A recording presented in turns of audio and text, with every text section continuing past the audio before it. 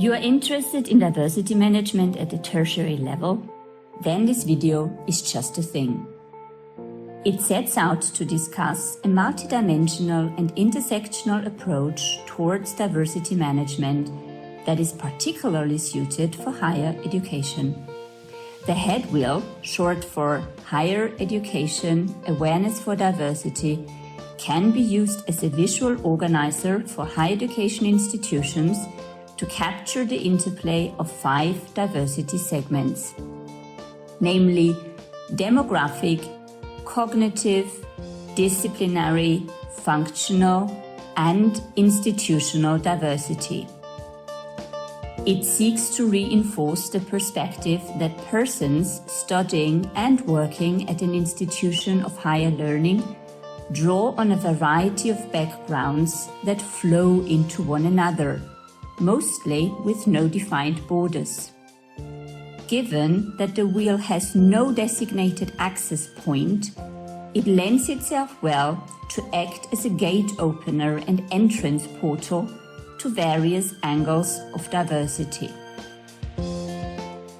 Existing models look at workforce diversity without taking account of any university-specific demands and opportunities. No attention is being paid to the requirements of the student population and how to manage an increasingly diverse student body.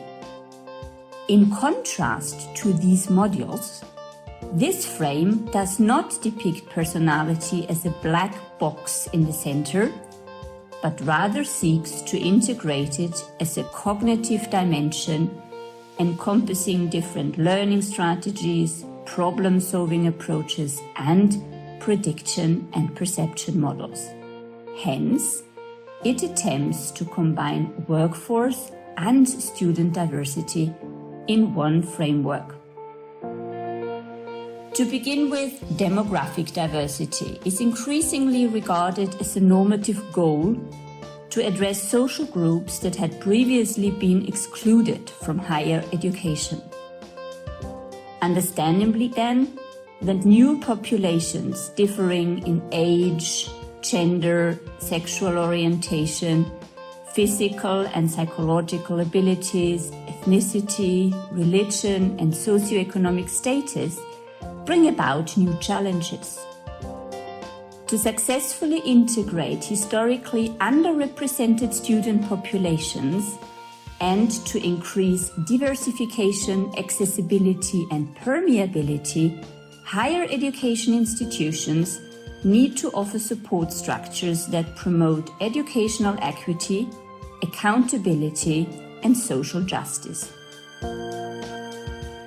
The second segment is the one of cognitive diversity, which includes different value structures such as various models of perception and prediction, and different knowledge structures, so to say various learning strategies, cognitive styles, problem solving and information processing approaches. These structures are strongly linked to the respective educational and societal backgrounds. Disciplinary diversity, as the third segment of the Headwheel, relates to specific cooperation between persons that are socialized in different disciplines. Appreciation of various skill sets and a dynamic exchange of different disciplinary perspectives create new opportunities, may lead to more creative solutions and a strengthened potential for innovation. In the context of higher education, disciplinary diversity seems to increasingly become a strategic imperative for graduate employability. For a rapidly changing employment market, new job profiles that also entail entrepreneurial and innovation skills, intercultural understanding, critical thinking ability, and ambiguity tolerance have become a critical asset. Functional diversity is achieved if employees, and in higher education institutions also students, take on different roles, perform different functions, engage in different practices, or work outside their traditional functional areas. This blurring of boundaries requires the ability to change perspectives in line with the tasks and groups involved. Institutions that recognize the added value of functional diversity encourage cross-functional teamwork and support a multi-professional orientation where organizational learning, team cohesion, and team performance are foregrounded. The fifth and last segment of the head wheel is the one of institutional diversity, which, in this context, refers to the collaboration and network activities with external stakeholders, be they different higher education institutions, industrial, political, or scientific partners.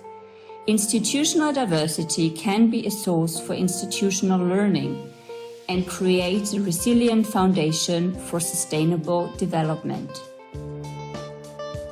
It is argued here that as higher education institutions want to become more inclusive, they should look at fairness and anti-discrimination types of initiatives. Yet, to attract more demographic diversity, they should also try to market themselves to diverse demographic groups and put forward a more diverse academic and administrative staff. They should care for an inclusive and appreciative learning environment, become aware of their implicit biases, and enable participation for all students and all staff members.